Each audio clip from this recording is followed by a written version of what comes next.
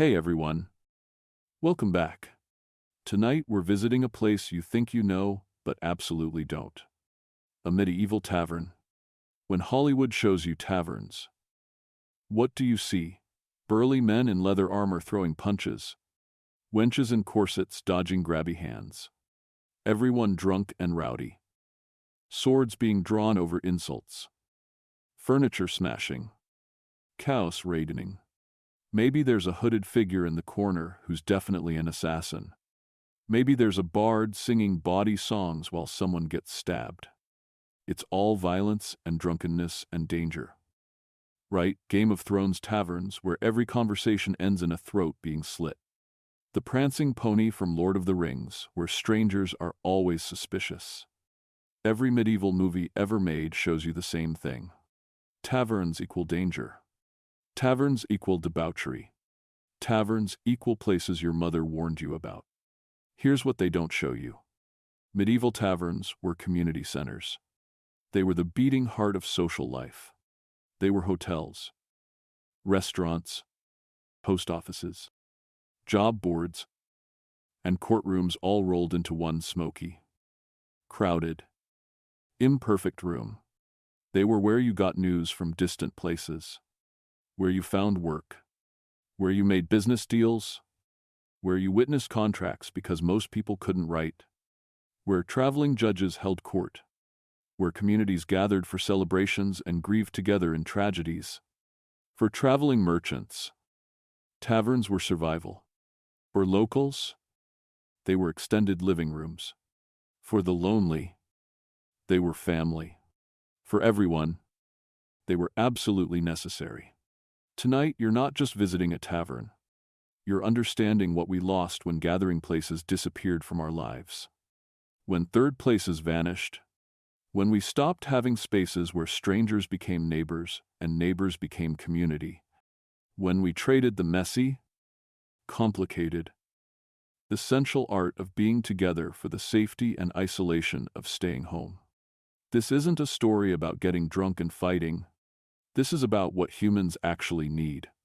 What they've always needed: connection, belonging, stories, warmth, the feeling that you're not alone in the world. And what happened when all of those needs were met in one ancient institution that we've mostly forgotten how to recreate.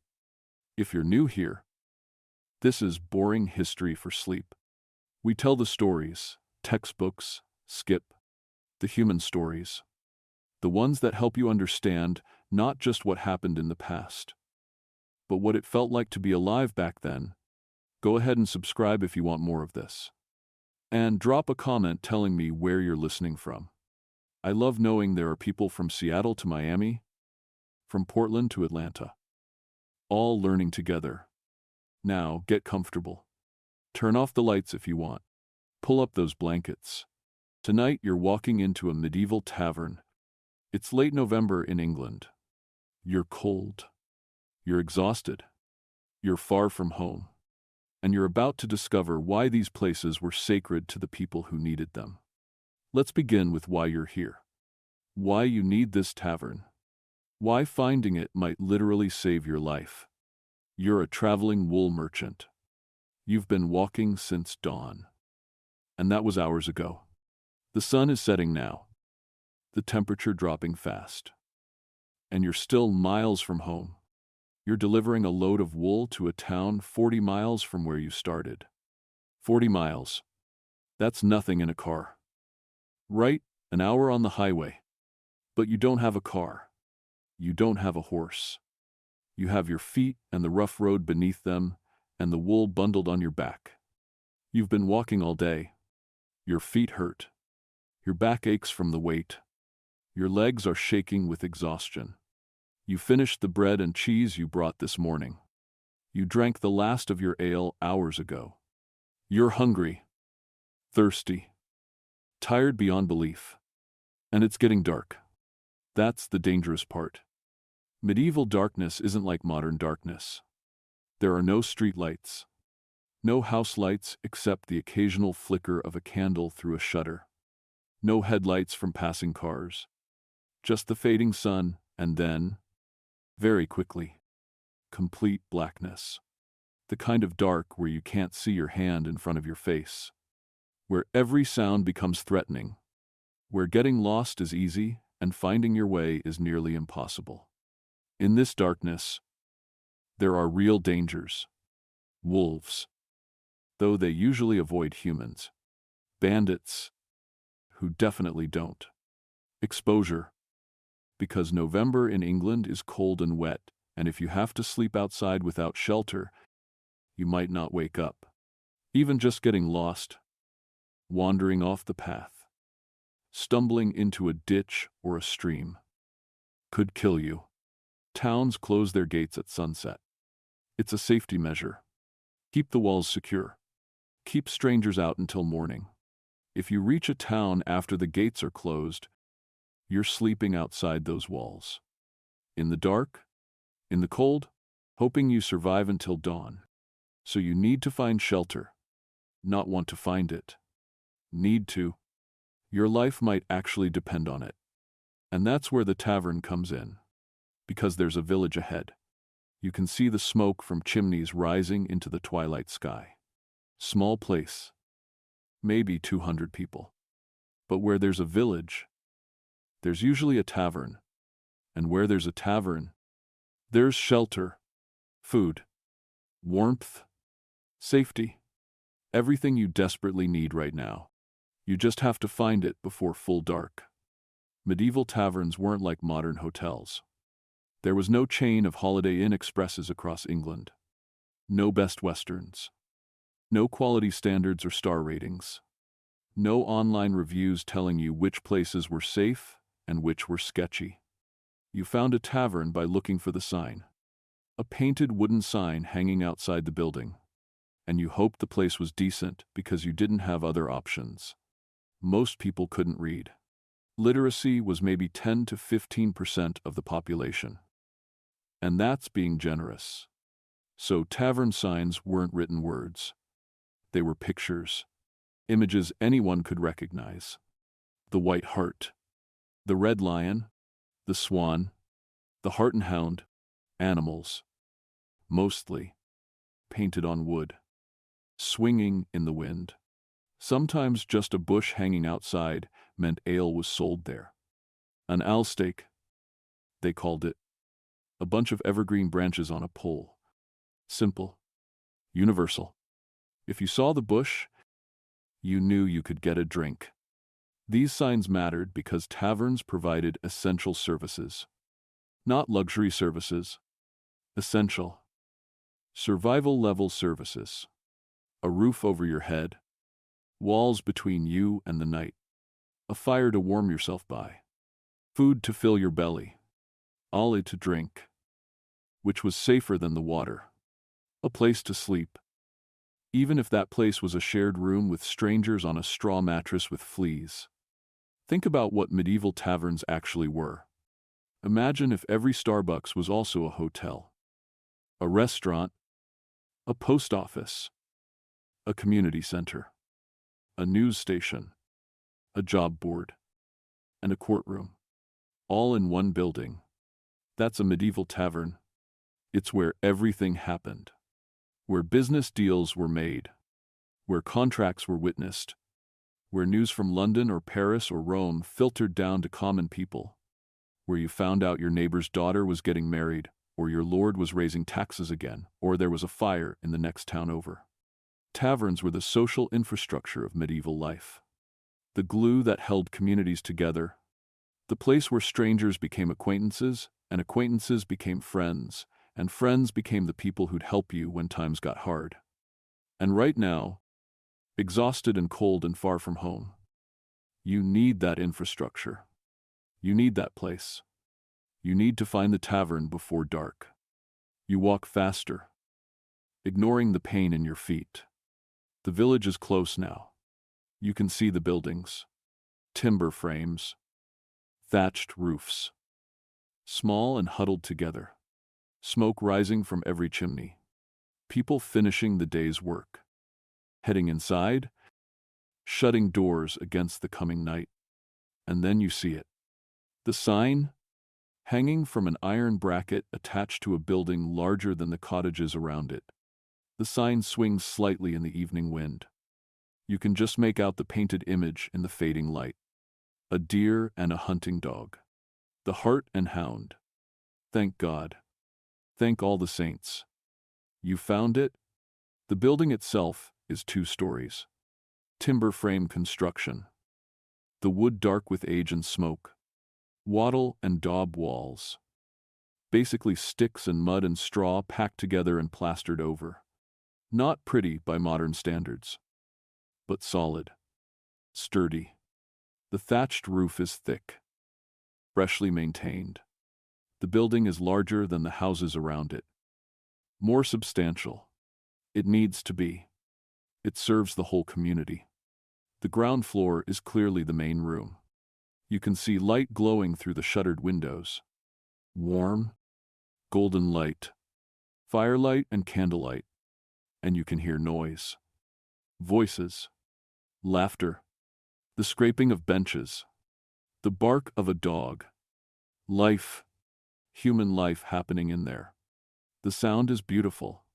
The sound means safety and warmth and the end of your lonely, cold walk. There's a stable attached to the side of the building.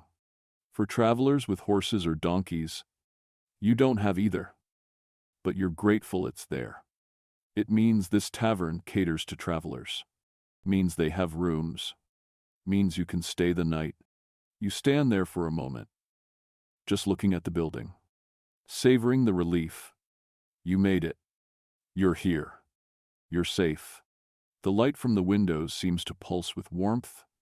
You can almost feel the heat from here, though you know that's impossible. That's just your desperate, cold body imagining what's waiting inside. You walk up to the door. It's heavy wood, iron banded, a proper door, built to last and built to keep the cold out.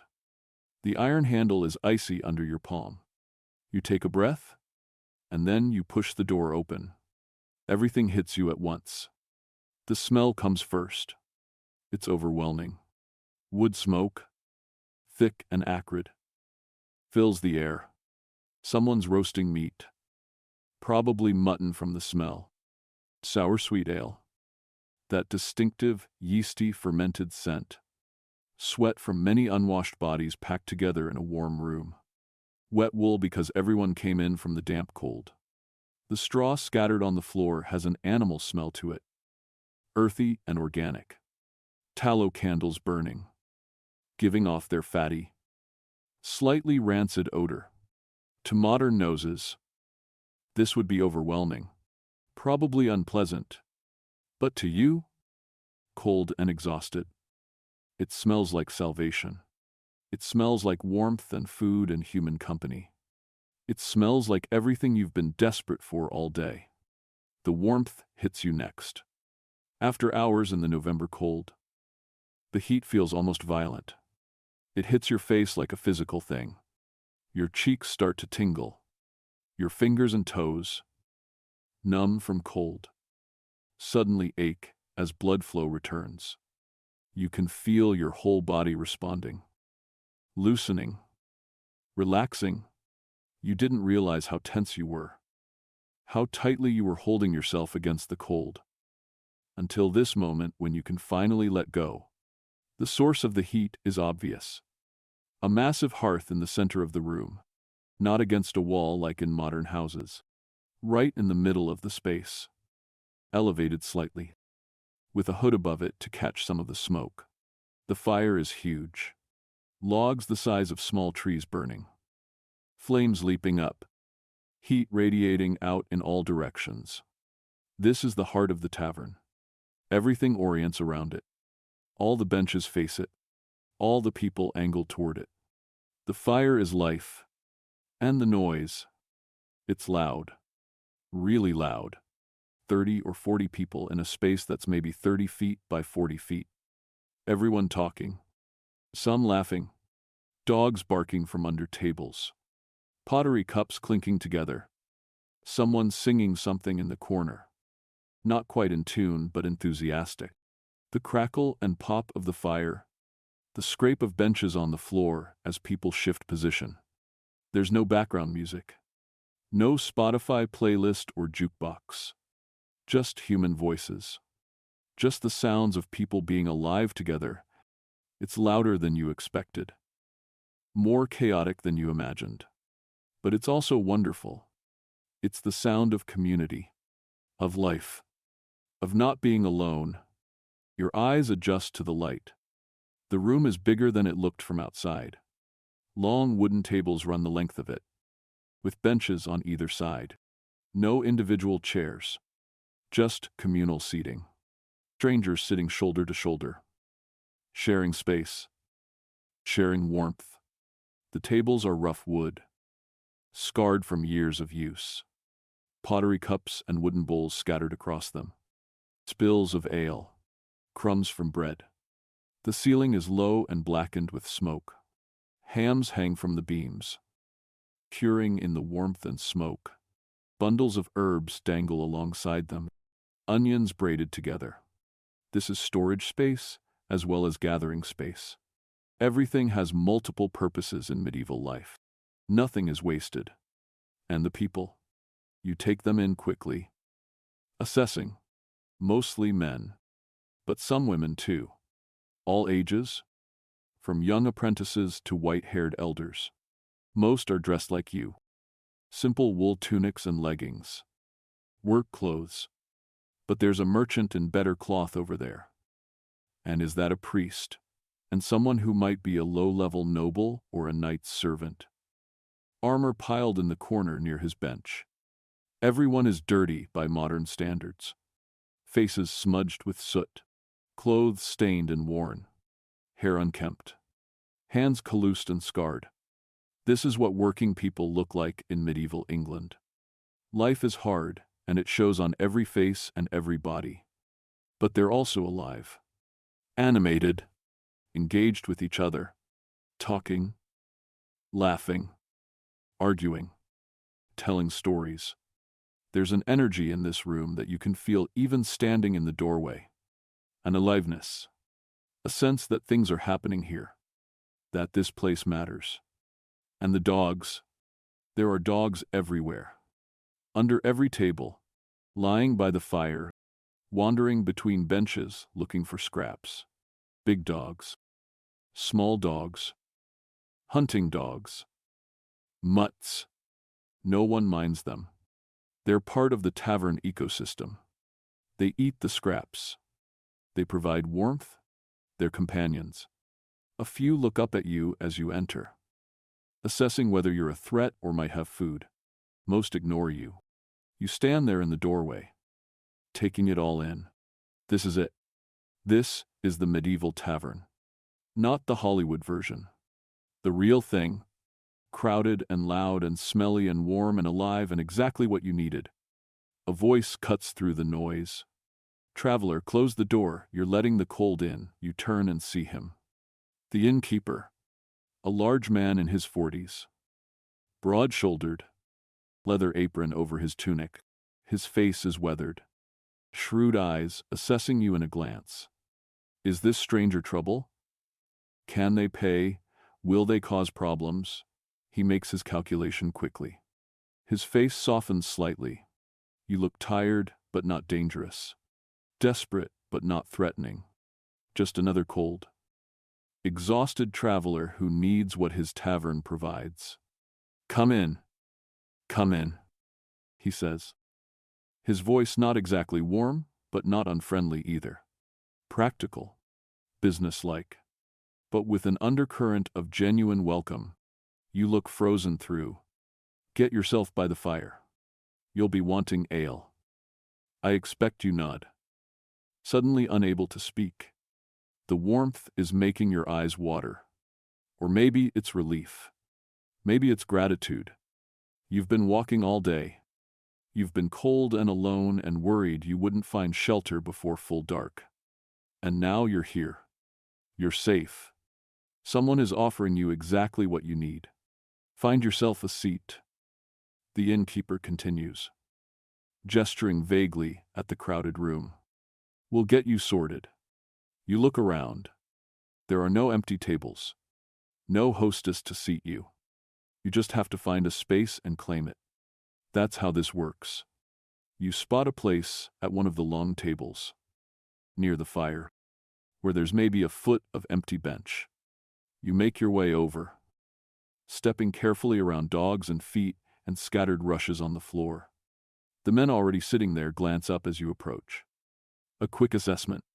Then one of them shifts over slightly, making room. No words needed. Just the acknowledgement. You're a traveler. You need a seat. There's room. That's enough. You slide onto the bench, grateful to finally sit down. The wood is worn smooth from countless people before you. Your legs are shaking with relief. You didn't realize how much walking 40 miles takes out of you until this moment when you can finally stop. A woman appears at your elbow, middle-aged, strong arms, sharp eyes. The innkeeper's wife? Probably. She sets a pottery mug in front of you. The ale inside is dark brown, almost opaque. Foam at the top. It smells sour and yeasty and strange. 2 pennies. She says, not asking, stating. You fish in your purse and pull out the coins. They're warm from being close to your body all day. She takes them, nods, and moves on to the next customer. You lift the mug. The pottery is rough under your fingers, thick and heavy. The ale is room temperature, which is to say cold room temperature. There's no refrigeration, but it's liquid and it's safe to drink. And right now, that's all that matters. You take a sip. The taste is interesting, sour, thick, almost bread-like. There's a bitterness to it. It's not like modern beer at all. It's heavier, cheevier almost, lower carbonation. But it's wet and it's filling, and after hours of thirst, it tastes better than anything you've had in days. You drink. The ale settles in your stomach, warm and heavy. You can feel it working through your body, not getting you drunk. The alcohol content is too low for that. Just taking the edge off. Just making everything slightly softer, slightly easier, slightly more bearable. You're here. You're sitting by a fire. You have ale. There will be food soon. There will be a bed. Even if it's shared and uncomfortable. You'll survive the night. You'll make it home tomorrow. You're safe. And more than that, you're not alone. You're in a room full of people. Strangers. Yes. But humans. Living. Breathing. Talking humans. And for the next few hours, this room is your world. These people are your temporary community. This tavern is your home. Welcome to the Medieval Tavern. The real one. Not Hollywood's version. This messy, crowded, smoky, warm, essential, human place. You're going to understand, before this night is over, why people needed this. Why they built these places in every village and town across Europe. Why they gathered here, despite the dangers and discomforts. Why connection was worth the risk. But first, you're going to eat, and drink, and warm yourself, and listen to the voices around you. And slowly, gradually, without even noticing it happening, you're going to stop being a stranger. You're going to become part of this place, part of this community, part of this ancient human tradition of gathering around fire and sharing stories and not facing the darkness alone.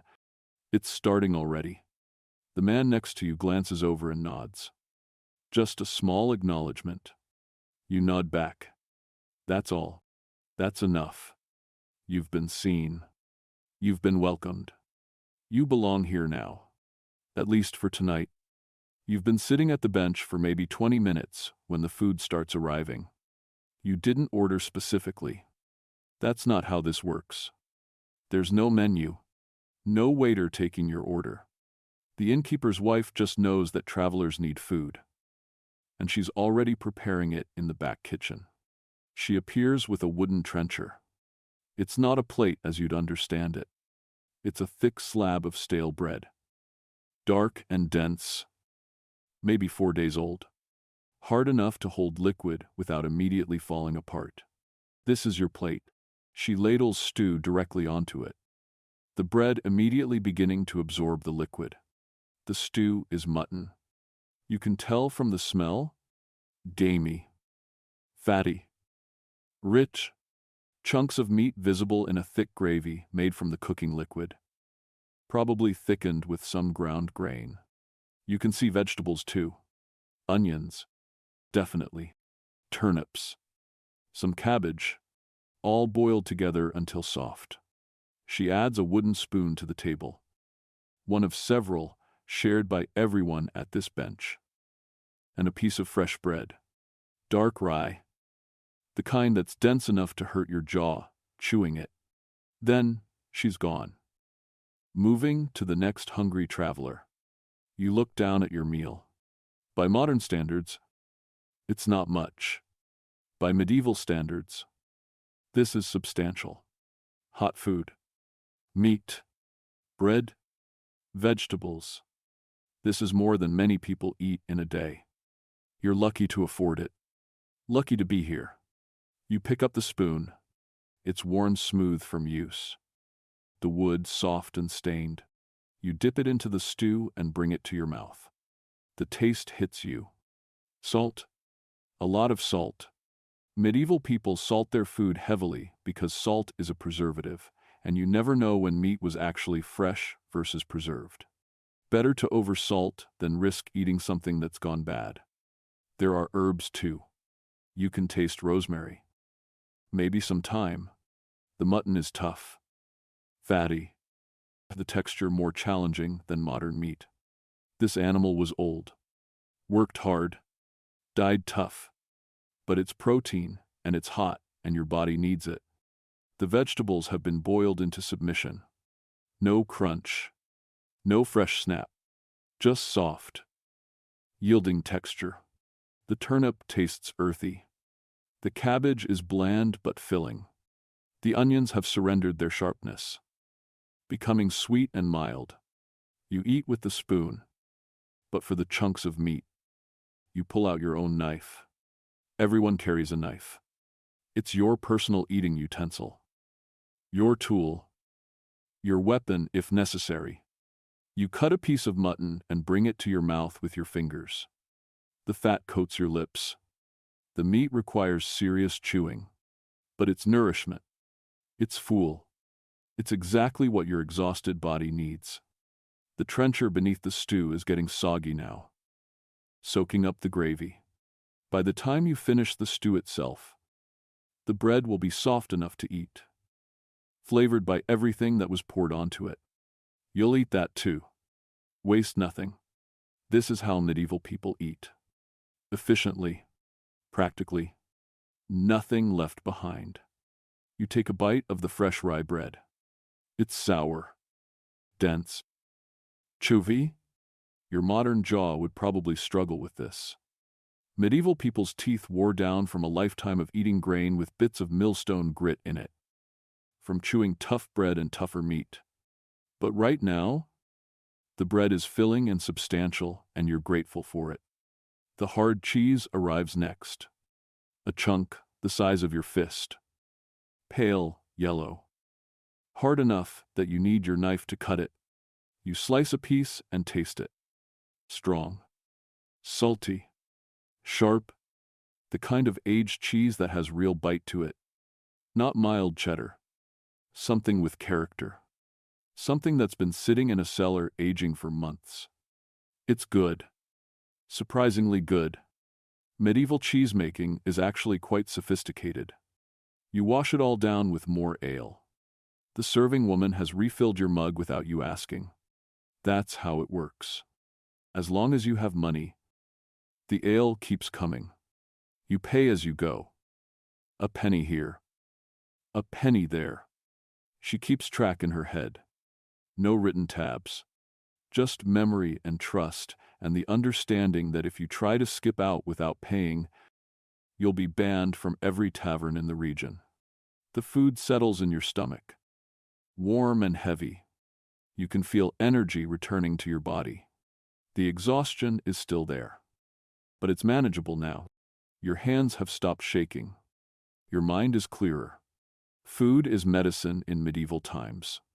When you're cold and tired and worn down, hot food and ale bring you back to life. You look around the room while you eat. Really look this time. Now that your immediate desperation is satisfied, the faces around you are becoming familiar. You're starting to pick out individuals from the crowd. There's an old man at the end of your table. Has to be 60 at least, which is genuinely old for medieval England. Most people don't make it that far. He's thin, missing most of his teeth. His face a map of wrinkles, but his eyes are sharp and he's laughing at something someone said. His whole face lighting up. He catches you looking and raises his mug in a small salute. You raise yours back. The international language of drinkers. Across from you is a younger man, maybe 17. Apprentice, from the look of him. Blacksmith, probably. From the burn scars on his forearms and the soot permanently embedded under his fingernails. He's eating like he's starving, which he probably is. Young men are always hungry. He notices your merchant's pack and asks, "Where are you coming from?" 40 miles south. You tell him, "Delivering wool?" His eyes light up. "What's it like down there? I've never been more than 10 miles from here." This is common.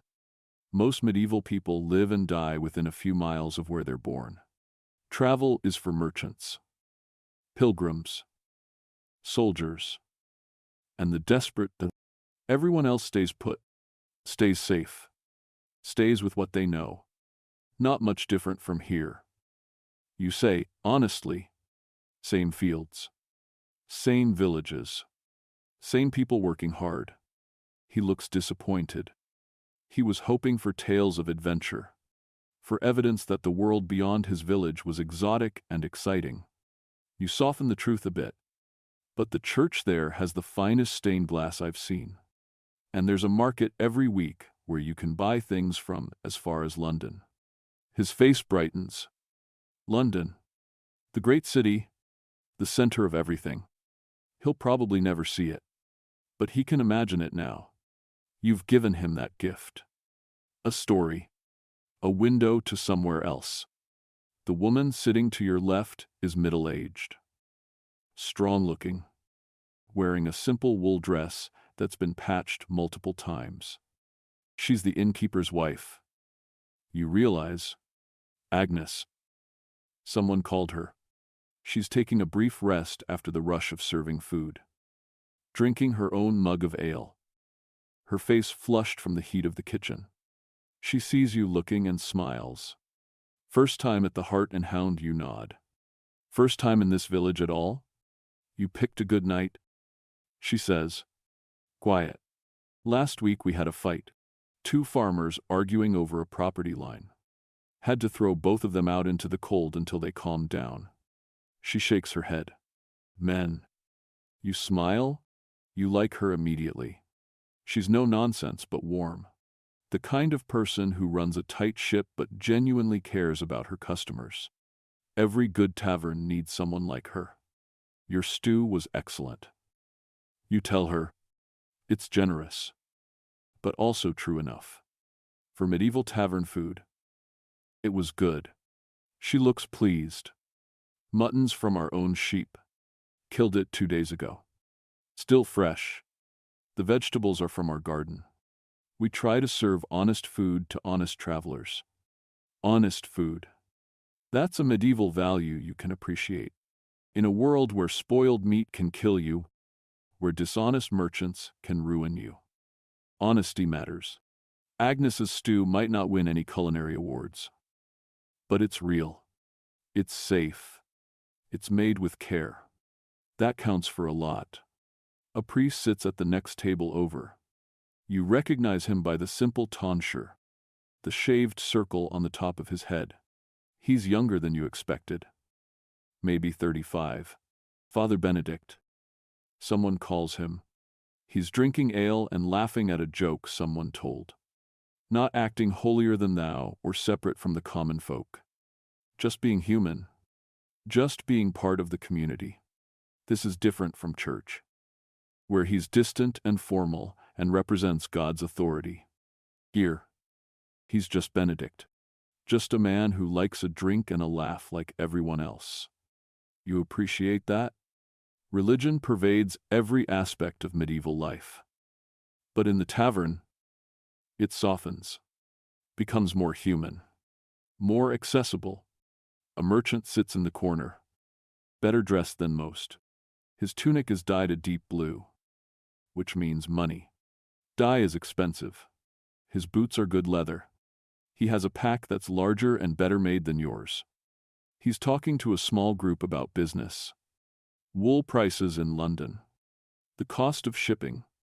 Which roads are safe and which have bandit problems. You listen with half an ear. This is useful information. This is why merchants gather at taverns. To share intelligence. To learn what you need to know to stay profitable and alive. Near the fire, there's a knight squire.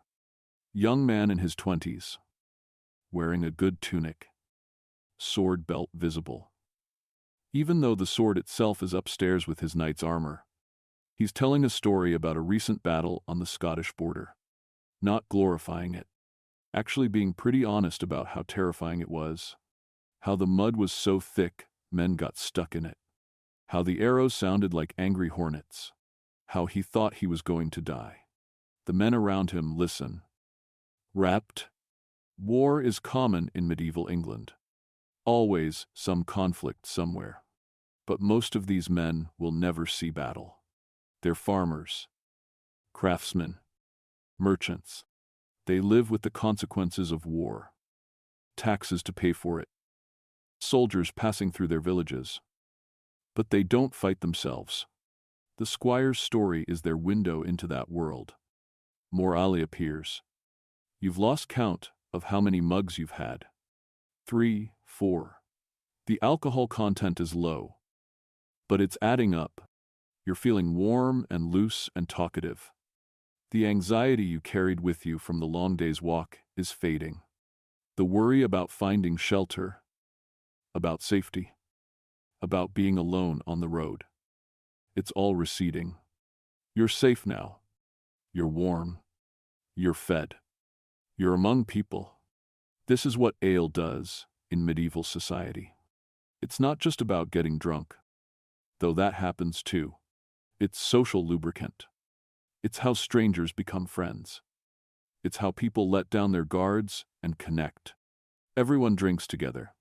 Everyone shares the same mild buzz. It creates a kind of collective mood, an openness, a willingness to engage. The serving woman, Agnes, comes around with a pitcher, refilling mugs. She doesn't ask if you want more. She just That's how it works. The ale flows freely as long as you can pay. And you can pay. You planned for this. Budget for food and lodging and ale.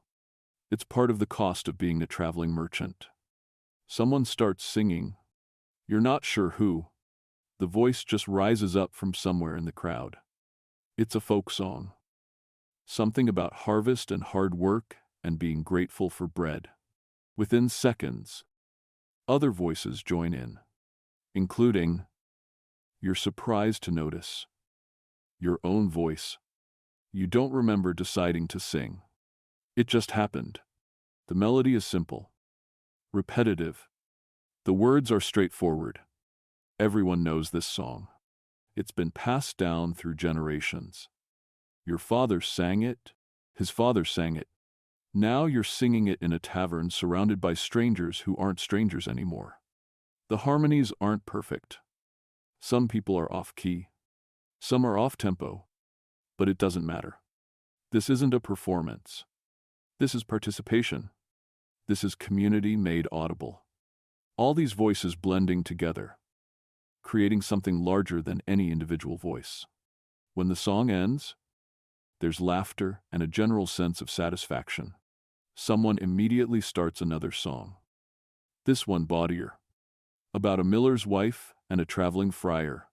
The lyrics are crude and funny, and everyone's laughing even while they're singing.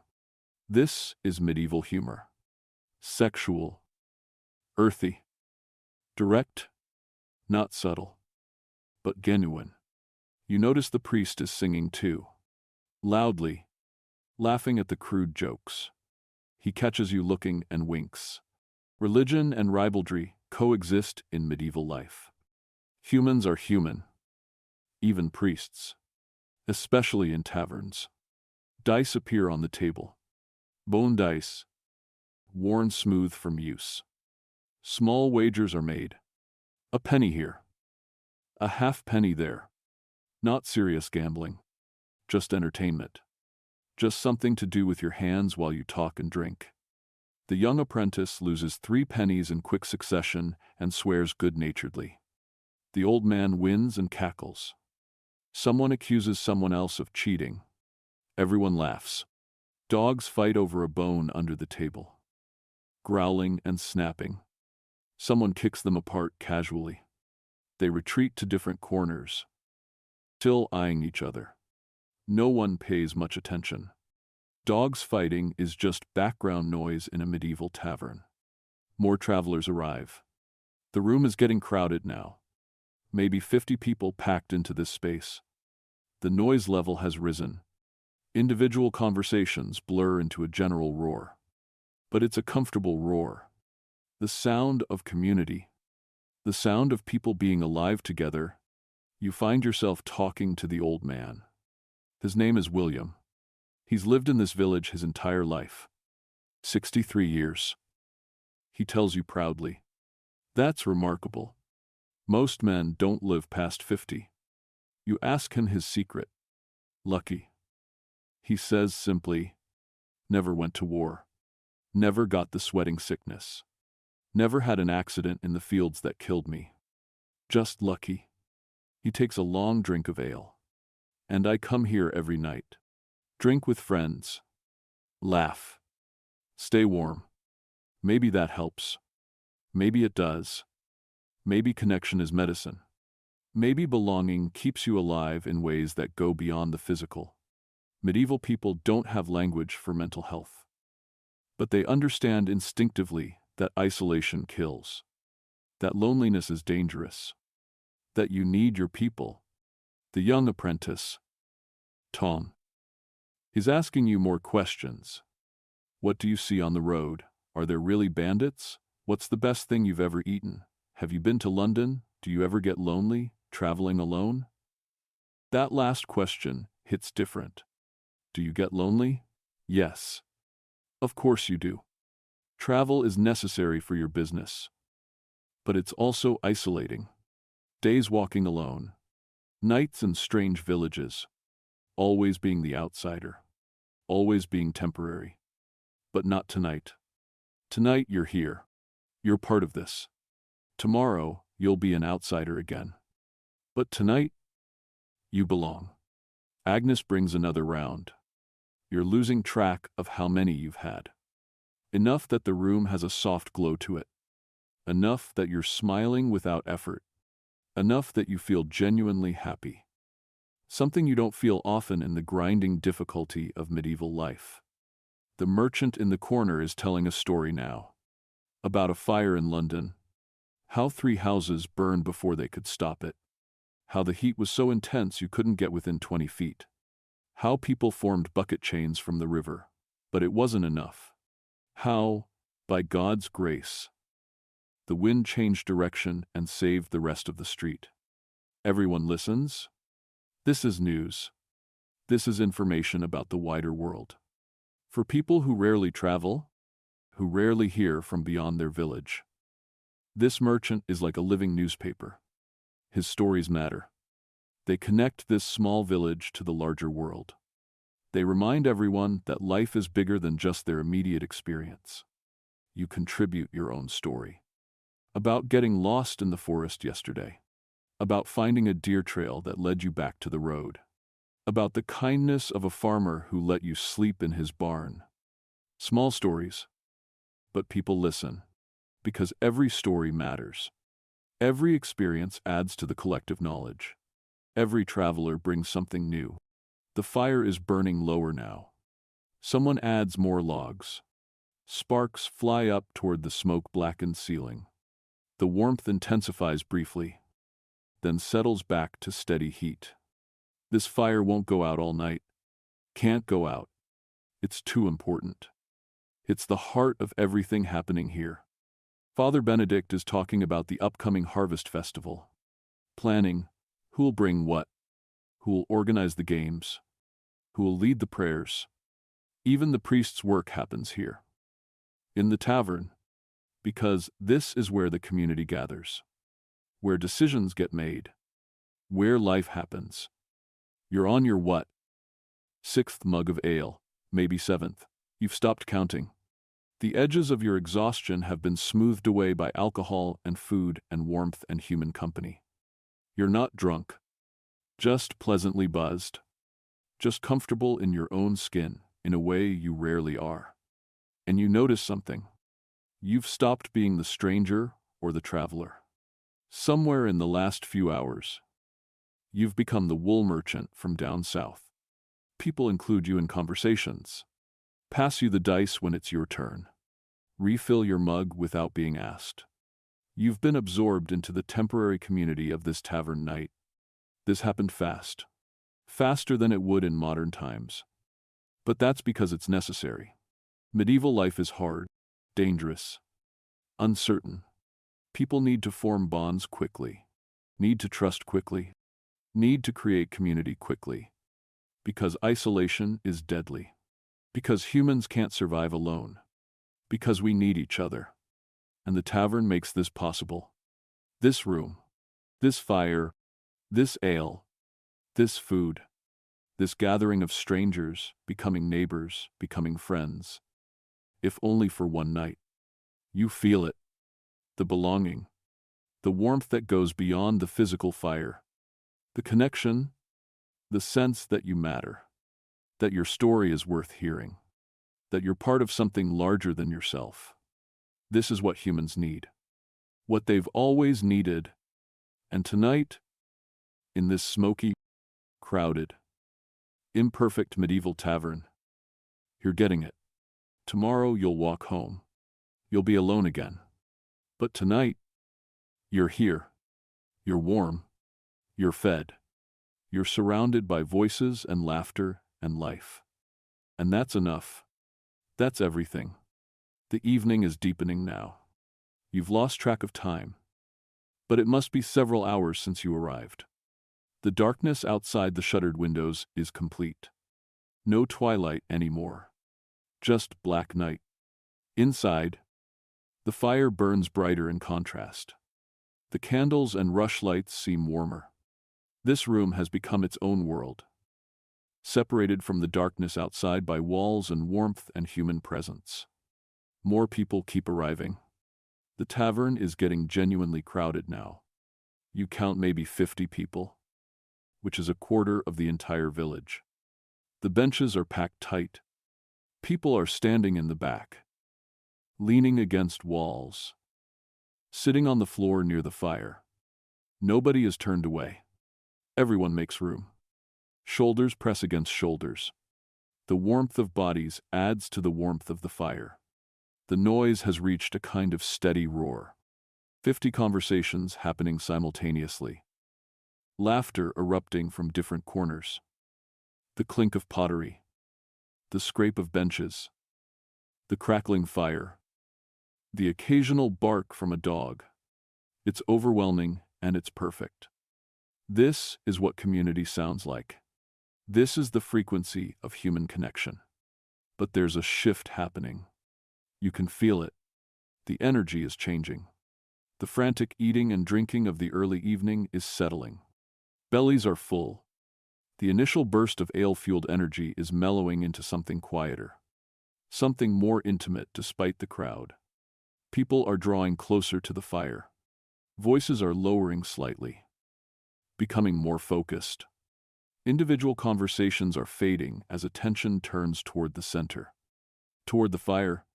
This is something ancient, something primal. Humans have been doing this for hundreds of thousands of years, gathering around fire as darkness falls, telling stories, sharing experiences, becoming something more than just individuals, becoming tribe, becoming community, becoming us. The fire itself has become the centerpiece now. It's a massive hearth, raised in the center of the room. The logs are huge, tree trunks really, burning slowly and steadily. The flames leap and dance, never quite the same twice. Orange and golden red, with blue at the base. The heat radiates out in waves. Your face is warm, almost hot. Your back, turned away from the fire, is cooler. Everyone shifts occasionally, turning to heat different sides. The light the fire creates is hypnotic. It plays across faces, illuminating them from below in warm gold, casting dancing shadows. Eyes reflect the firelight. People's faces look different in this light. Older and younger at the same time. More elemental. More human. Like you're seeing not just the individual person but all the humans who came before them. All the ancestors who sat around fires just like this one. Someone is moving through the crowd. It's the merchant from the corner. The one with the blue tunic and the good boots. He's working his way toward the fire. And people are making room for him. Not because he's wealthy, though he is. Because he's a traveler. Because travelers bring stories. And stories are currency in this room. He settles onto a stool someone offers him, close to the fire where everyone can see him. He's quiet for a moment, taking a long drink from his mug, building anticipation. He knows how to work a crowd. He's done this before. In taverns from here to London and back, telling his stories, connecting villages to the wider world, playing his role in the great oral network of medieval information. I've just come from London. He begins. His voice carries easily. The crowd has quieted. Even the side conversations have stopped. Everyone is listening. Because news from London is rare. London is the center of everything. The seat of the king. The great city. Most people here will never see it, but they can hear about it. They can imagine it. Through his stories, they can touch something larger than their small village lives. The king has levied new taxes, he says. There are groans from the crowd. Taxes are always being levied, always increasing. The common people bear the burden while nobles live in luxury. This isn't news exactly, but it's confirmation. It's official. Coming from London, it carries weight. For the war in France, the merchant continues. More men will be called up. More money will be needed. They say the fighting is fierce. The knight squire nods. He knows about the war. He's been there. His knight is heading north now, to the Scottish border. But they were in France last year. He could add details, but he stays quiet. This is the merchant's story. His turn. But that's not the strangest news, the merchant says. And you can hear the shift in his tone. Something is coming. Something more important than taxes or wars.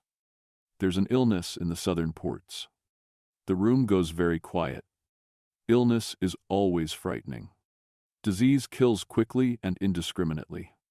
There's no understanding of what causes it. No effective treatment. You pray and you hope, and often you die anyway. Ships coming from the continent. The merchant continues. Sailors arriving sick.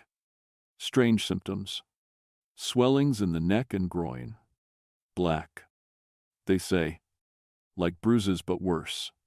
And fever. Terrible fever. People dying within days of getting sick. You feel a chill despite the fire's warmth.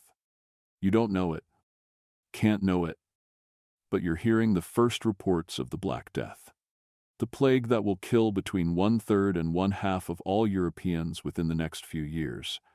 The pandemic that will reshape society, that will empty villages and topple kingdoms and change everything. But you're not thinking about historical significance. You're thinking about survival. About whether this illness will reach here. About whether you're safe. About whether anyone is safe. Father Benedict crosses himself. Others follow. The gesture is automatic. A prayer for protection. An appeal to God and all the saints. It's all anyone can do. There's no medical science. No epidemiology. No public health response. Just prayer and hope and fear. How far has it spread? Someone asks. The merchant shakes his head. I don't know. The reports are confused. Some say it's just a few ports. Others say it's moving inland. I heard talk in London that it's already in Bristol. But who knows what's rumor and what's truth, God save us. Agnes murmurs. Several people echo her. The mood in the room has shifted. Darkened. Death is always close in medieval life. But the thought of plague is especially terrifying. Because you can't fight it. Can't run from it. Can't protect yourself. It just comes. And either you live or you die. God's will. But the merchant isn't letting the darkness settle too deep. He's a performer. He knows when to shift moods. But enough of that, he says, his voice brightening deliberately. Let me tell you about something more pleasant. There's to be a great market in London next month. Merchants coming from Flanders with the finest wool cloth you've ever seen. From Italy with silk and spices. From Germany with metalwork. The king himself is expected to attend. And like that, the mood lifts. People lean forward. Eager for better news. Eager for something to think about besides death and disease. The merchant describes the market in detail. The colors of the cloth. The smell of exotic spices. The sound of different languages mixing together.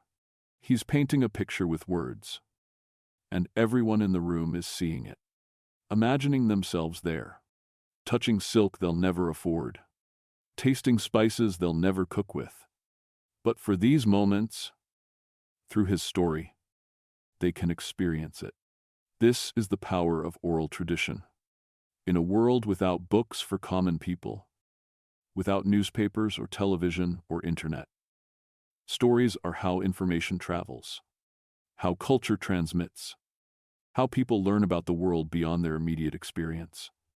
And taverns are the nodes in this network, where travelers stop and share what they've seen, where locals gather and absorb these stories and pass them on to the next village over. You find yourself speaking up, not planning to, just responding to the moment. I passed through a village 2 days south of here. You say. Your voice isn't as practiced as the merchant's. But people turn to listen anyway. Because you're a traveler too. You have stories to offer. They had a barn fire. Lost everything. The whole harvest. The room responds with murmurs of sympathy. Everyone knows what that means. A barn fire is catastrophic. No harvest means no food for winter. That family, maybe that whole village, will go hungry. Will depend on charity. Will suffer. Might starve. The village was taking up a collection. You continue. Trying to help them rebuild. I gave what I could. Not much. But something. Father Benedict nods approvingly. Charity is a Christian duty. Helping your neighbor is what God demands. But it's also practical. Because next time, it might be your barn burning. Might be your family desperate. And you'll need that network of mutual support to survive. Agnes speaks up then. My brother's village had a fire like that 5 years back. Took them 2 years to recover. But they did recover. The community pulled together. Everyone gave what they could. Nobody starved. Hard times. But they survived. This is how stories work. One story sparks another. Everyone has experiences to share. Everyone has witnessed something, survived something, learned something, and in the sharing, in the witnessing of each other's lives, community forms, bonds strengthen, understanding deepens. The old man, William, starts telling a story about the great winter 30 years ago, when it snowed so deep that houses were buried, when people couldn't get out their doors, when the cold was so severe that livestock froze in their barns. He describes it with detail that only someone who lived through it can provide. The fear, the desperation, the way the community worked together to dig people out, to share food, to keep fires burning in every house. We lost 12 people that winter. William says quietly, mostly the very old and the very young. The cold took them. But it could have been worse. Would have been worse if we hadn't looked after each other. If every family had stayed isolated in their own homes, we survived by being together. There's a moment of silence. Respect for the dead. Recognition of survival. Understanding that life is fragile and community is essential, and we're all just trying to make it through the next winter, the next harvest, the next crisis. And then someone starts singing. You're not sure who. The voice just emerges from the crowd. It's a song you know. Everyone knows it. A ballad about a soldier who dies far from home. About his longing for England, for his family, for the village he'll never see again. Within seconds, other voices join, including yours. You're singing without thinking about it. The melody is simple, repetitive, haunting. The harmonies are rough but heartfelt. Men's voices and women's voices blending, creating something larger than any individual voice could create. The emotion of the song hits you. This is a sad song. A song about loss and longing and death. And people are crying. You can see tears on faces illuminated by firelight. Agnes is wiping her eyes. Father Benedict's voice is thick with emotion. Even the hardened merchant looks affected. Because everyone has lost someone. Infant mortality is brutal. Disease takes people young. Accidents happen. War claims men. Childbirth kills women. Every single person in this room has buried someone they loved. Multiple someones. Loss is universal in medieval life. But singing about it together, expressing that grief communally, transforms it somehow, makes it bearable. You're not alone in your loss. Everyone here knows. Everyone has felt it. The song acknowledges the pain, honors it, and then, by singing it together, lightens it slightly. Shared grief is somehow less crushing than solitary grief. The song ends. There's silence for a moment. Just the crackling of the fire, the weight of shared emotion. And then someone, you think it's Tom, the young apprentice, starts a completely different song. A bawdy one. About a miller and a monk, and the miller's wife, and a misunderstanding involving a sack of flour. The lyrics are crude and silly, and everyone starts laughing before they even start singing along. This is the rhythm of medieval life. Sorrow and joy right next to each other. Death and laughter intertwined. You can't dwell in grief because there's too much of it. It would crush you. So you laugh. You sing silly songs. You make dirty jokes. You find joy where you can. You survive by refusing to let the darkness win. The whole room is singing now. Laughing. Some people are nearly falling off their benches. The priest is singing the loudest. The filthiest verse. And everyone thinks this is hilarious. There's something delightful about seeing authority figures being human. Being silly. Being one of you. More dice come out. More pennies are wagered. Someone produces a set of knucklebones and starts a different game. Children who've been here all evening, tucked in corners, are starting to fall asleep. Their parents let them. This is normal. Children grow up in taverns. Learn by being present. Absorb the culture. The night squire is telling a war story now. Not about glory, about absurdity. About how, during one battle, a pig got loose on the battlefield and caused more chaos than the enemy. How grown men, armed and armored, were chasing this pig through mud and blood. How someone finally caught it and they roasted it that night, and it was the best meal they'd had in weeks. Everyone laughs. War is usually tragedy. But even in tragedy, there are absurd moments. Human moments. Moments that remind you that life is ridiculous and precious and strange. You tell a story about getting lost in the forest. About following what you thought was the road and realizing you were following a deer trail. About the panic of being lost as darkness fell. About stumbling onto a farm and the farmer's wife taking pity on you, giving you food and letting you sleep in the barn. About her kindness to a stranger. People nod. They understand. Travel is dangerous. Getting lost can be deadly. But kindness exists. People help each other. That's how everyone survives. And that's when it happens. The moment you'll remember long after this night fades. The moment when everything clicks into place.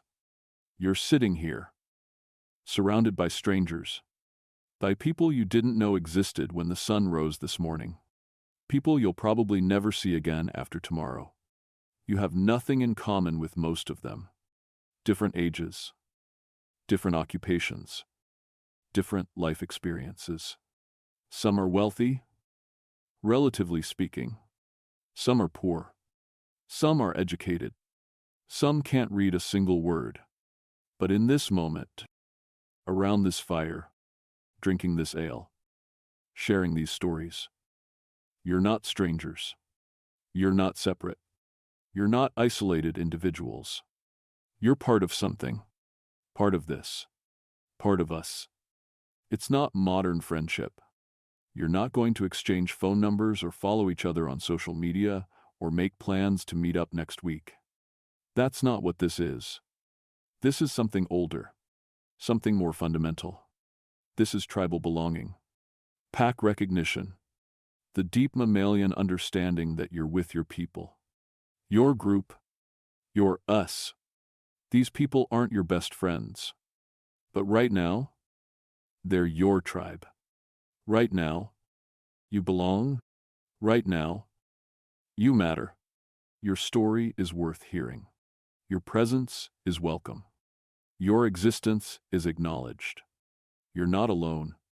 And in medieval life, where death is close and danger is constant and suffering is guaranteed, not being alone is everything.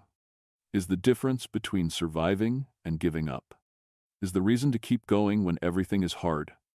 Is the meaning that makes the struggle bearable. This is what the tavern provides. Not just shelter and food and ale. Not just warmth and safety.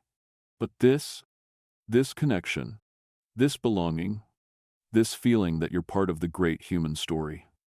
That you matter. That you're seen. That you're real. This is what humans evolved for.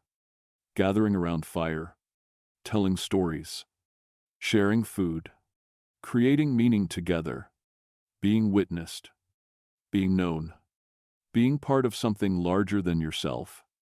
For millions of years, humans lived in small tribes. Everyone knew everyone. Everyone had a role. Everyone belonged. Modern life has destroyed that, given us safety and comfort and longer lives, but taken away the deep belonging, the automatic inclusion, the sense of being essential to your group. But here, tonight, in this medieval tavern, the ancient pattern still works. The fire is still the center. The stories still matter. The gathering still creates connection. The belonging still happens. You feel it, deep in your chest. Deeper than words. A settling, a rightness, a sense of being exactly where you're supposed to be, with exactly who you're supposed to be with, doing exactly what humans are supposed to do. Around you, Faces glow in firelight. Some are talking. Some are listening. Some are singing. Some are silent. But everyone is present. Everyone is here. Together, creating this moment, this connection, this temporary but real community. Outside, the November darkness is complete. The cold is bitter. The world is dangerous. But inside, there's fire and light and warmth and voices and life. Inside, there's us. And for tonight, that's enough. That's everything. You wake up cold. That's the first sensation. Not warmth. Not comfort. Cold. The kind of cold that seeps into your bones and makes your muscles tight and your joints ache. You open your eyes and see your breath misting in the air in front of your face. Inside a building, your breath is visible.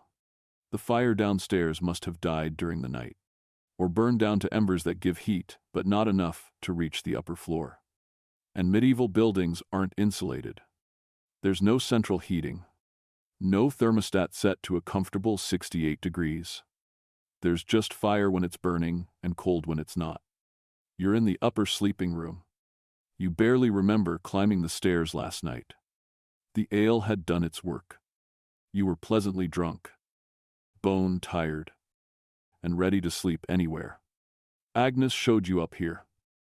This long room under the thatched roof, pointed at an empty space on the floor. You paid your penny for the spot, collapsed onto the straw mattress, and that's the last thing you remember clearly. Now it's morning. Gray light filters through cracks in the shutters. Dawn. Probably. The room is packed with bodies. You count maybe 15 people sleeping up here. All strangers. All sharing this space. Men mostly, though there's a woman in the corner. Probably a traveling merchant like you. Everyone fully clothed. No one undressed for bed. Too cold for that. You sleep in your clothes in medieval England. Your body heat and the clothes, and maybe a thin wool blanket are all you have against the cold. The straw mattress beneath you is lumpy and damp. Damp from your own sweat probably. And it smells a musty, organic smell, straw and mildew and the accumulated sweat of hundreds of previous sleepers. The blanket over you is wool, scratchy and thin. It helped during the night, but not enough. Your back hurts. The floor beneath the straw is hard wood. You can feel every board. Your shoulders are tight. Your neck is stiff. This is not a comfortable night's sleep by modern standards. This is barely a step above sleeping on the ground. And you itch. Everywhere. Your arms. Your legs. Your scalp. You scratch and feel something tiny under your fingernails. Fleas. Of course, the straw mattress is infested with them. Everyone's mattress is. You got bitten dozens of times during the night. Little red welts cover your skin. They itch intensely. You look around at the other sleepers. Some are still unconscious. One man is snoring like he's sawing wood. Another is coughing. A wet, rattling cough that sounds unhealthy. The woman in the corner is awake, scratching her arms just like you're scratching yours. She catches your eye and shrugs. What can you do? Fleas are just part of life. Someone near the door is vomiting into a bucket. The sound is horrible. The smell worse. Too much ale last night probably. Or bad food. Or just illness. People are sick a lot in medieval times. Always fighting off something. Colds and flu, and stomach bugs and parasites. Your immune system is constantly working overtime. You need to relieve yourself. Badly. There's a chamber pot in the corner. It's clay. Simple. And it's already been used multiple times during the night. The smell from that corner is eye-watering. You'll have to use it anyway. There's no modern bathroom. No indoor plumbing. Just that pot. And eventually, someone, probably a servant or Agnes herself, will have to carry it downstairs and empty it somewhere. That's someone's job.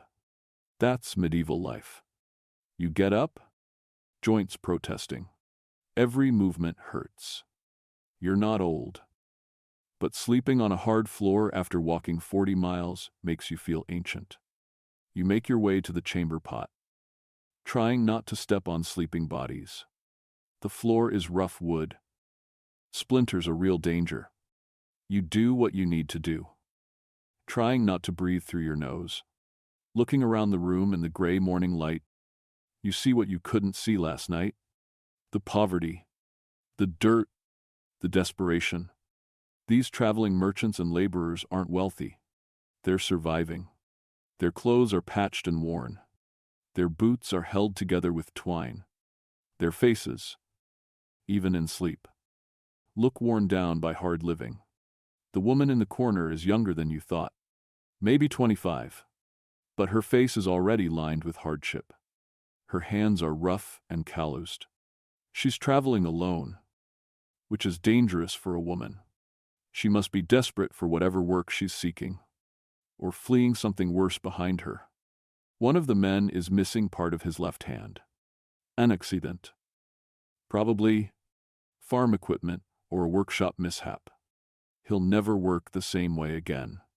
His earning potential is permanently reduced. There's no workers' compensation. No disability benefits.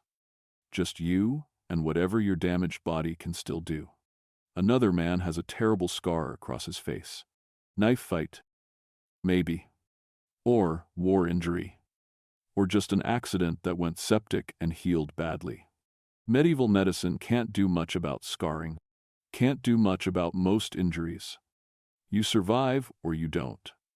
And if you survive, you live with the damage. You make your way back downstairs carefully. The wooden steps are narrow and worn smooth. Easy to slip. A fall could break a bone. And a broken bone in medieval times can easily become a death sentence if infection sets in. The main room is dim and cold. The great fire from last night is just embers now. A servant, a young boy, maybe 12 years old, is trying to coax it back to life. Adding kindling, blowing on the coals. Slowly, the flames start to catch. But it'll be a while before the room is warm again. Tables from last night are still scattered with empty mugs and bowls. Dogs are under the tables, licking up whatever scraps remain. One dog is gnawing on a bone, possessive and growling. The floor is covered with rushes that are dirty and need changing. The smell is a combination of spilled ale, food, dogs, smoke, and human bodies. Not pleasant. Agnes is already up, moving through the room with a broom. Sweeping. She looks tired. She probably didn't sleep much. Running a tavern is constant work. Cooking, serving, cleaning, managing. She nods at you as you come down. Not unfriendly, just busy. You sit at a bench near the fire, trying to get warm. Your head hurts. Not a terrible hangover. The ale was weak enough, but a dull ache. Dehydration. Probably. You drank a lot, and medieval people don't understand that alcohol dehydrates you. They just know that mornings after drinking are uncomfortable. Other travelers start coming down, looking as rough as you feel, scratching flea bites, wincing at the cold, moving stiffly. Nobody talks much. Morning after ale and rough sleep. Conversation isn't flowing.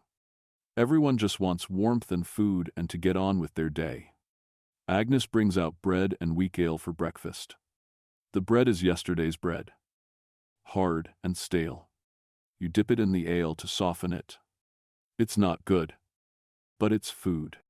It'll give you energy for the walk home. You eat mechanically, without pleasure. This is the morning after. The harsh reality after the warm connection of the night before. The tavern by daylight is different, less magical, more practical, more obviously a business transaction. You paid for shelter and food, and you got shelter and food. Basic. Transactional. Survival. But here's what Hollywood gets right. Violence does happen in taverns. Not last night. Last night was peaceful. But not every night is peaceful. Old William, the white-haired regular, has seen it all. He's down here early, sitting by the growing fire with his morning ale. You ask him about it. About the fights. About the danger. He nods slowly. Aye. It happens. Too much drink. Too much pride. Too little sense. Men fighting over nothing. Over dice games or insults or old grudges. Last month, he continues, 2 farmers got into it over a property line. Fists at first. Then someone drew a knife. Would have been murder if Thomas the blacksmith hadn't gotten between them. Threw both men out into the cold until they calmed down. Knives. Everyone carries knives. They're tools for eating, for work, for daily life. But they're also weapons. And alcohol lowers inhibitions. And medieval culture is an honor culture. Insults must be answered. Challenges must be met. Walking away makes you a coward. So fights happen. Sometimes they're just punching. Sometimes weapons come out. Sometimes people get seriously hurt. Sometimes killed. And there's no police to call. No emergency services. Just the innkeeper trying to maintain order. And the community deciding what to do with someone who causes trouble. What happened to them, you ask? The farmers. William shrugs. Banned from the tavern for a month. Both of them lost their drinking privileges. That's punishment enough. Where else are they going to go? Home alone. Everyone needs the tavern. Getting banned hurts. Social consequences. That's how medieval communities maintain order. Not through legal systems, though those exist. Through social pressure, through belonging or not belonging, through being included or excluded. Get banned from the tavern and you're isolated. Cut off. That's serious punishment in a small community. But mostly, William says, it's peaceful. Most nights are like last night. Good people sharing food and drink and stories. The violence is the exception. The connection is the rule. Still, the potential is always there. You realize that last night, warm and drunk and comfortable, you were also in a room full of armed men. Any of them could have started something. Any argument could have escalated. The peace was maintained by social agreement, by everyone choosing, individually and collectively, to behave well. And disease. That's the other danger. Last night you shared cups with strangers, sat shoulder to shoulder with people who were coughing, breathed air thick with smoke and germs, slept in a room where someone was sick. And now you might be taking illness home with you. Medieval people don't understand germ theory, don't know about bacteria or viruses. They just know that sometimes you get sick after being around sick people. Sometimes whole villages get sick. Sometimes epidemics sweep through and kill hundreds. Thousands. That merchant's story about the illness in the southern ports. The black swellings. The fever. The quick deaths. That's coming. You don't know it. But the Black Death is going to reach England. Is going to kill maybe half the population. Is going to fundamentally change society. And taverns, those gathering places, will be part of how it spreads, along with churches and markets and everywhere people congregate. But also, taverns will be where survivors gather, where they grieve together, where they try to make sense of losing everyone they knew, where they rebuild community from the ashes. Because humans always gather, always seek connection, even when, maybe especially when, gathering is dangerous. Agnes sits down near you for a moment, taking a brief rest. You ask her about the poverty you're seeing, the damaged people, The desperation. She sighs. Most people have hard lives. Very hard. They come here because... She pauses, searching for words. Because here, for a few hours, life is less hard. There's warmth and food and company. For the cost of a few pennies, they can be part of something, can forget their troubles, can feel human. That woman upstairs. Agnes continues. Traveling alone. Her husband died. Farm failed. She's going to the city to find work. Probably as a servant. Probably will be exploited. But what choice does she have? Starve at home or take a chance somewhere else? The man with the scarred face, soldier, came back from France broken, haunted. He drinks here most nights. Too much. If I'm honest, but I don't cut him off. Where would he go? What would he do? At least here he's not completely alone. This is the reality Hollywood doesn't show. Taverns aren't just fun gathering places. They're refuges for the desperate. Safety nets for people with no other options. The man who can't work anymore because of his injury comes here, and the community helps him, buys him drinks, shares food, keeps him alive through charity disguised as friendship. The widow who lost everything comes here and finds other women who've been through it. Gets advice, gets support, gets enough human connection to keep going. The veteran with trauma that has no name and no treatment comes here, and at least he's not alone with his memories. At least there are voices and warmth and the living to remind him he survived. Medieval life is brutal. Poverty is grinding. Injury and disease are constant. Death is close. And the tavern doesn't fix any of that. Can't fix it. But it makes it slightly more bearable. Provides a few hours of respite. Offers connection that makes survival feel worthwhile. You think about last night. About the warmth and the songs and the stories and the feeling of belonging. That was real. That mattered. But it existed alongside this. The cold morning. The flea bites. The poverty. The danger. The desperation. Both are true. The beauty and the brutality. The connection and the risk. The warmth and the cold. Medieval life contains multitudes. Isn't simple. Isn't just good or just bad. Is complicated and human and messy. And the tavern reflects that. Is both wonderful and dangerous. Both necessary and risky. Both community center and disease vector. Both refuge and rough place. It's all those things at once. William finishes his ale and stands, preparing to head out to whatever work the day holds.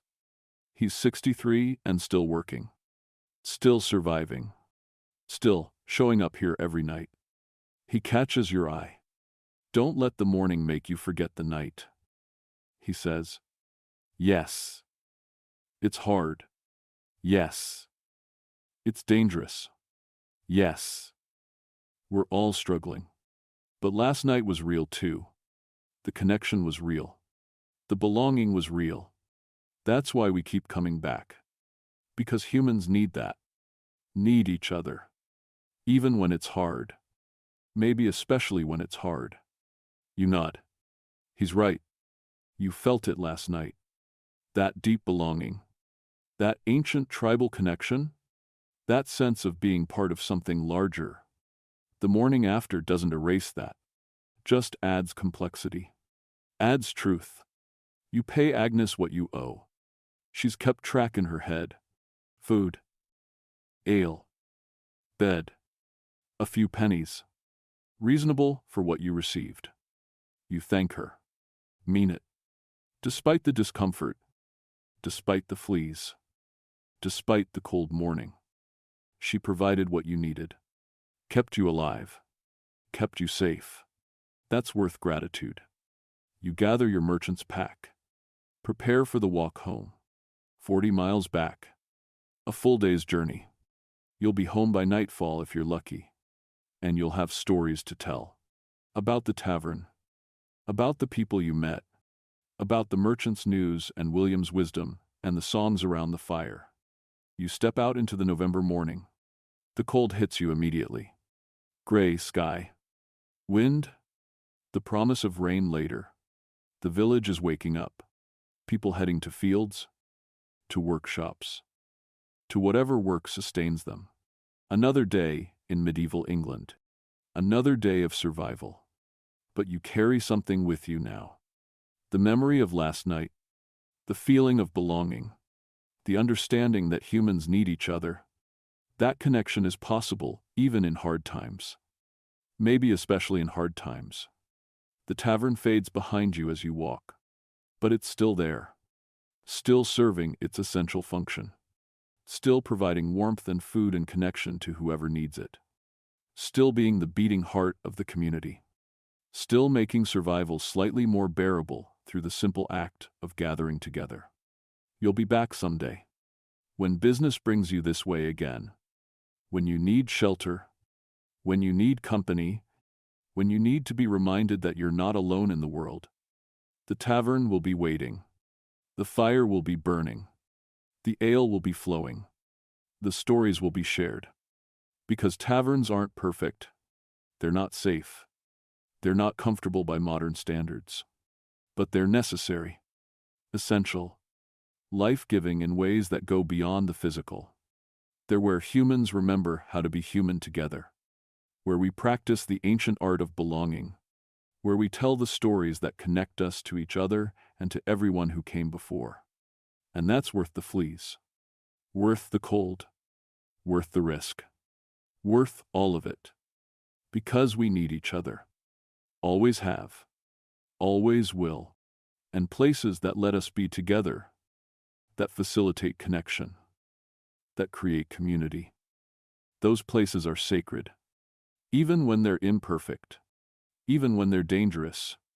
Even when the morning after is cold and uncomfortable. The night before was real. The belonging was real. The connection was real. And that's what matters. That's what survives. That's what makes the struggle of medieval life. Of any life. Worth living. You walk home carrying that truth.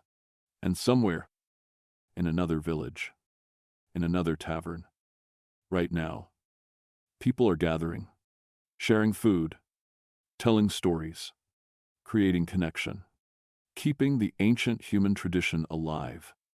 The tradition that says we belong to each other. We're in this together. We're not alone. That tradition is older than any civilization, older than any religion, old as humanity itself. And it's still alive, still necessary, still sacred. Even on cold mornings after uncomfortable nights, even in imperfect places, even in hard times. Maybe especially then. Come back now. Come back from medieval England. From that November morning, from the cold and the fleas and the long walk home, come back to now. To your own time, to your own bed where you're lying safely, listening to this story. Take a breath. You're here. You're in the 21st century.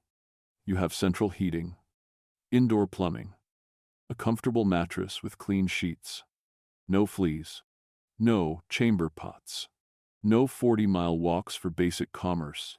You have advantages medieval people couldn't even imagine. But you might also have something they didn't have. Something that's become epidemic in modern America. Something that's killing people as surely as medieval diseases killed them. Just more slowly. Loneliness. Let's talk about what we've lost. And what we might be able to recover. In 2023, the United States Surgeon General declared loneliness a public health crisis. Not a minor issue. Not something to shrug off. A crisis. An epidemic. Something affecting the health and well-being of millions of Americans. The statistics are staggering. About half of American adults report feeling lonely. Half? That's over 150 million people. Feeling isolated, disconnected, like they don't truly belong anywhere or to anyone. And it's not just a feeling. Loneliness has measurable health consequences. It increases your risk of heart disease by 30%. It increases risk of stroke. It contributes to depression, anxiety, cognitive decline. Studies show that chronic loneliness is as damaging to your health as smoking 15 cigarettes a day. It shortens your lifespan. It makes you sick. We're surrounded by people, living in cities with millions, connected to hundreds or thousands on social media, able to communicate instantly with anyone anywhere in the world. And yet, we're lonelier than humans have ever been in recorded history. What happened? A sociologist named Ray Oldenburg identified the problem back in 1989. He wrote a book called The Great Good Place about what he called third places. He defined them like this. Your first place is your home. Your second place is your work. And your third place is somewhere else. Somewhere you gather informally. Somewhere you're a regular. Somewhere you belong without the obligations of home or the pressures of work. Medieval taverns were the ultimate third place. Everyone went, all ages, from children to elderly. All social classes. More or less. People went daily or weekly. It was expected. Normal. Essential. The tavern was where community happened. Where you heard news. Where you made friends. Where you belonged. Modern America has lost third places. Almost completely lost them. And the consequences are devastating. What happened? How did we lose them? The answer is complicated. But here are some of the main factors. Car culture happened. Starting in the 1950 seconds, America rebuilt itself around automobiles. Suburbs sprawled. Everyone lived in residential neighborhoods separated from commercial areas. You couldn't walk to a local gathering place. You had to drive. And when you drive, you're isolated. Alone in your car? No casual encounters. No neighbors walking to the same place. Just individual trips from isolated home to isolated destination. Zoning laws reinforced this. Strict separation of residential and commercial. No corner taverns in subdivisions. No neighborhood cafes. No local gathering places within walking distance. You have to get in your car and drive somewhere specific. Which means gathering has to be intentional. Planned. Not casual. Not spontaneous. Not daily. Economics played a role. Small, independent gathering places struggle to survive. Rent is expensive. Wages are expensive. Profit margins are thin. Corporate chains took over. Starbucks instead of local coffee shops. Applebee's instead of neighborhood taverns. And chains, however efficient, don't create the same sense of community. They're too uniform. Too generic. Too focused on transaction rather than relationship. Technology changed everything. Why go out when you can be entertained at home? Netflix, video games, social media, the internet. All of it makes staying home comfortable and entertaining. Medieval people went to taverns partly because there was nothing else to do after dark. No entertainment at home. You went out, or you sat in the dark. Now you can lie in bed watching entire seasons of shows, scrolling endlessly through feeds, never feeling bored, but also never connecting with actual humans in actual space. And work changed. Medieval people worked hard, but work ended. When darkness fell, you stopped. You couldn't work by candlelight, not effectively. So evenings were social time. Now work never stops. Email at night. Messages on weekends. Always connected to work. Always available. Always busy. Who has time for casual socializing when work is all-consuming? The result is predictable. Third places disappeared. Bowling alleys closed. Civic organizations declined. Church attendance dropped. Neighborhood bars became unsafe or gentrified out of existence. Coffee shops put time limits on sitting. Nowhere lets you just exist anymore. Just be present. Just gather without buying things or being productive. And people stayed home. Isolated in houses. Isolated in apartments. Connected online but not in person. Texting but not talking. Following but not befriending. Accumulating followers but losing community. The cost is visible everywhere. Americans are lonelier. More depressed. More anxious than ever. Suicide rates are rising. Drug overdoses are epidemic. Mass shootings are frequent. And while these problems have many causes, isolation is a through line. Connection is protective. Isolation is risk. What medieval taverns understood, what we've forgotten, is that humans need gathering places. Need them like we need food and shelter. Need them for psychological survival, for meaning-making, for belonging, for being human in the fullest sense. So what did taverns teach us? What can we learn from these imperfect, messy, essential medieval institutions? First lesson. Proximity creates community. Medieval people didn't choose their tavern companions carefully. Didn't swipe through profiles looking for perfect matches. Didn't curate friend groups based on shared interests and compatible personalities. They just went to the nearest tavern and became friends with whoever was there. Neighbors. Not soulmates. Just people who lived nearby. Who shared space. Who saw each other regularly. And those weak ties, those casual relationships, turned out to be incredibly important. Not your best friend. Not your intimate confidant. Just people you knew. Who knew you? Who cared enough to notice if you disappeared? Who'd help in a crisis because you're part of the same community? Modern Americans wait for perfect friendships. Expect deep connection immediately. Swipe left on anyone who isn't exactly right, and end up with nobody. Because perfection is rare. Because deep connection takes time. Because we've set the bar impossibly high. Medieval people had lower expectations and better results. They accepted proximity, built connection with available people, tolerated differences, found commonality in shared space and shared experience, and created real community. Second lesson. Ritual and regularity matter. Medieval people went to the tavern the same nights, saw the same people, created predictable patterns. This wasn't accidental, wasn't just habit. It was essential, because belonging requires repetition, requires showing up, requires being present regularly enough that people expect you. Notice when you're absent, save your seat because they know you're coming. Modern Americans are too flexible. Let's hang out sometime. We should get together. I'll text you. And then weeks pass. Months. Years. Because without specific commitment, without ritual, nothing happens. We need standing dates. Same time. Same place. Every week. Or every month. Or whatever frequency works. But regular, predictably.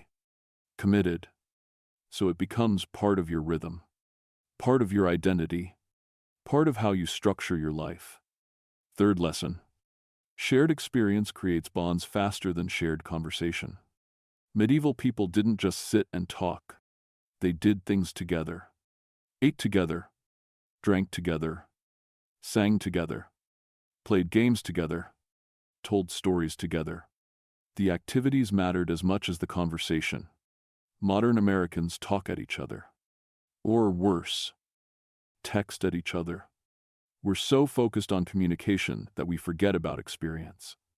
But doing things together, even simple things, creates connection that talking never quite achieves.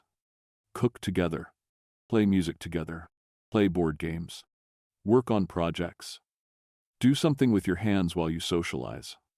The shared activity gives you something to focus on besides the social anxiety of interaction. And the doing together creates bonds. Fourth lesson. Lower the bar for inclusion. Medieval taverns accepted almost everyone. As long as you could pay for a drink, you were welcome. Strangers were included. Newcomers were absorbed. You didn't need an invitation. Didn't need to prove yourself worthy. You just showed up, and that was enough. Modern spaces are exclusive. Members only. Password protected. Invitation required. Private groups. Vetted carefully. We're so afraid of strangers, so protective of our spaces, that we've made community nearly impossible. We need more open spaces, where showing up is enough, where presence is welcome, where strangers can become neighbors, where inclusion is the default, not the exception. Fifth lesson: accept imperfection in people and places. Medieval taverns weren't perfect. They were dirty and crowded and sometimes violent. The people weren't perfect either. They were flawed and struggling and difficult. But they gathered anyway. They accepted the imperfection. They created community despite, maybe because of, the messiness. Modern Americans expect perfection. Perfect people. Perfect places. Perfect interactions. And we're disappointed every time. Because perfect doesn't exist. Because humans are messy. Because real community is complicated and difficult and requires tolerance. We need to accept messiness. Accept that people will annoy us. That places will be imperfect. That community will be hard. And gather anyway. Because the alternative is isolation. And isolation is worse than imperfection. Now, let's be clear about something. We don't want to recreate medieval taverns exactly. We don't want the violence or the disease risk or the exploitation. We don't want to give up modern safety and comfort and equality. Medieval women were often servers, rarely equal participants. Medieval taverns could be dangerous for vulnerable people. Disease spread unchecked. Violence was common. These aren't things to romanticize. What we want is to recover the wisdom while keeping the progress. To understand what made taverns work, what human needs they met, and recreate that with modern safety and inclusion. So what does that look like practically? What can you actually do? Find your third place. Actively seek a gathering space. Could be a coffee shop. Go the same day and time every week. Become a regular. Learn the barista's names. Bring a book, but be open to conversation. Let people see your face regularly. Let them learn your name. Let yourself become part of the landscape. Could be a bar or pub. If you drink, choose carefully. Not a party bar. Not a club. A neighborhood place where conversation happens. Where regulars gather. Where you can sit at the bar and talk to strangers without it being weird. Could be a community center. Most cities have them. They offer classes, activities, programs, often free or cheap, mix of ages and backgrounds. Natural gathering place. Take a class. Join a group. Show up regularly. Could be a religious community if that fits your life. Churches, synagogues, mosques, temples. Built-in third place. Weekly gatherings. Usually food involved. Service component that connects you to something larger. Age integration. Community support systems. Could be a hobby group. Board game meetups.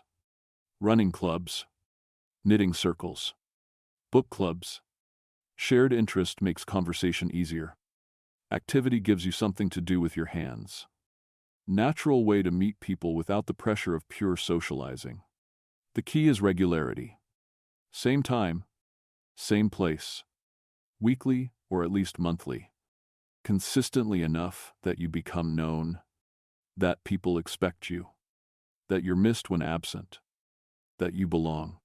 Create gathering space in your own home. Host regularly. Not perfect dinner parties. Casual gatherings. Pizza and board games. Coffee Sunday mornings. Soup night once a month, whatever works for you. But regular, consistent, expected, open door policy. Let friends know they can drop by without calling first. Medieval hospitality. Your home as third place. This requires giving up some privacy and control. But it creates community in ways that scheduled, formal events never quite achieve. Invest in your neighborhood. Walk instead of drive when possible. Shop locally. Know your neighbors' names. Wave. Say hello. Small interactions build weak ties. Weak ties create community foundation. You might not become best friends with your neighbors, but you can become the kind of neighbors who notice each other, who help in emergencies, who make the street feel less lonely. Lower your expectations for friendship. Stop waiting for perfect people. Stop expecting immediate deep connection. Accept proximity. Build relationships with available people. Your coworkers, your neighbors, parents at your kids' school, people at the coffee shop. These aren't going to be your soulmates, but they can be your community, your people, your tribe. Show up. This is the hardest part and the most important part. Overcome inertia. Go even when you're tired. Put down your phone. Be present. Make eye contact. Have conversations. Listen to stories. Tell your own. Medieval people had to show up.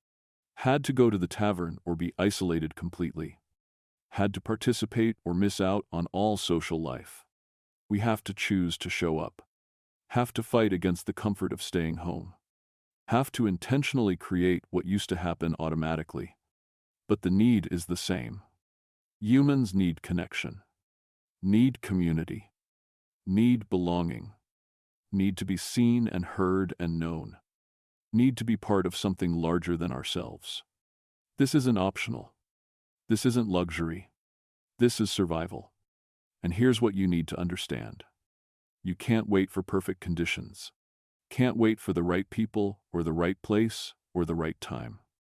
You have to work with what's available, where you are, with who's there, now, just like medieval people did. They didn't have perfect taverns. They had what was available. Cold buildings with fleas and questionable food and drunk neighbors. But they showed up anyway. Because being together, imperfectly, was better than being alone. Safely. We have more options than they did. Better options. Safer. Cleaner. More comfortable places.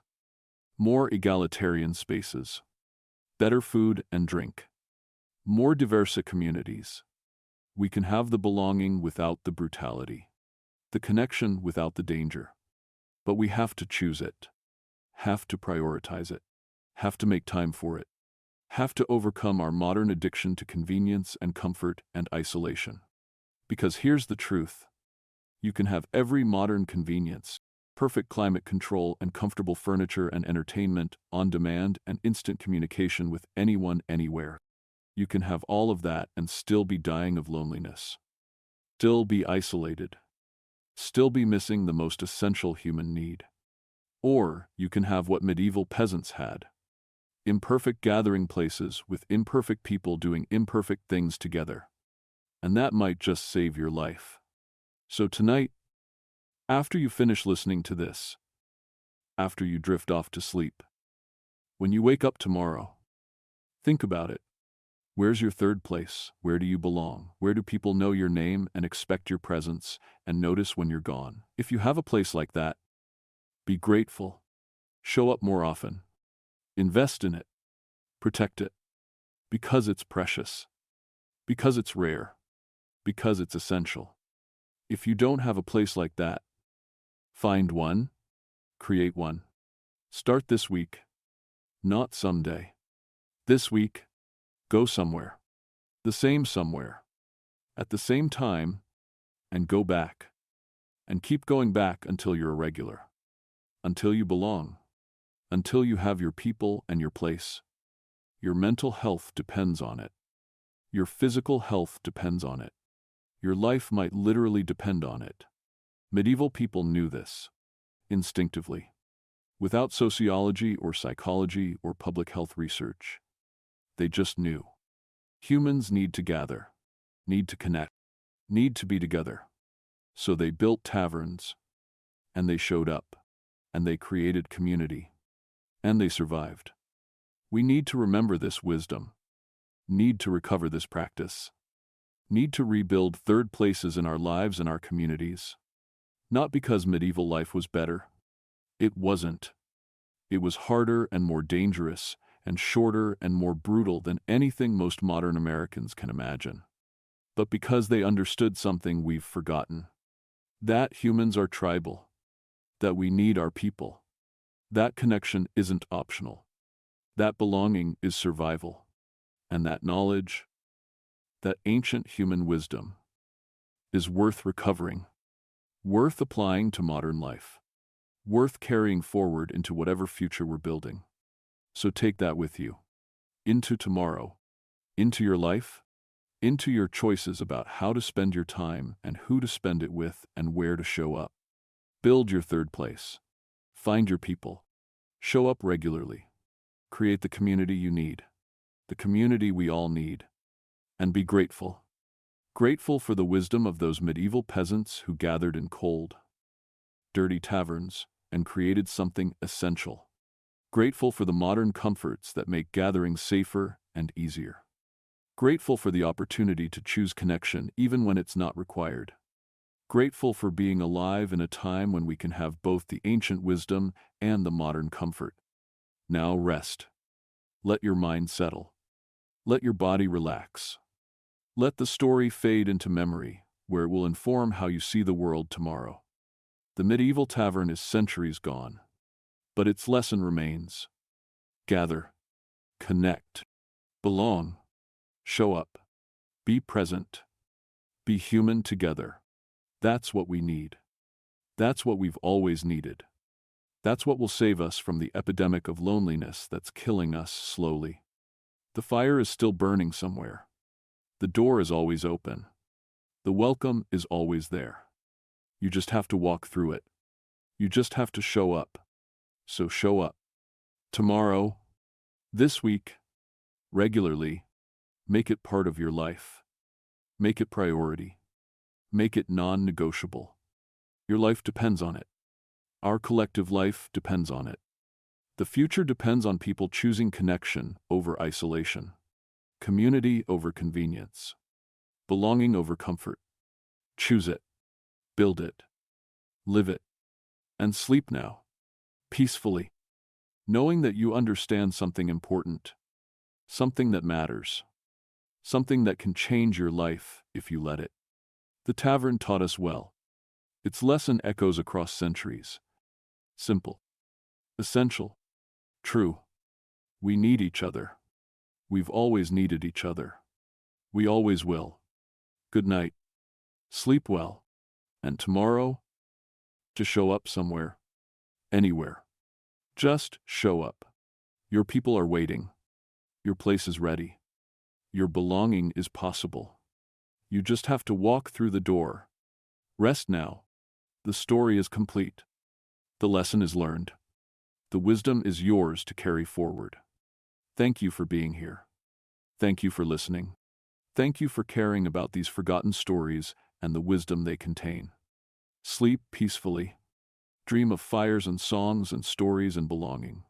Dream of community. And wake ready to build it. Good night.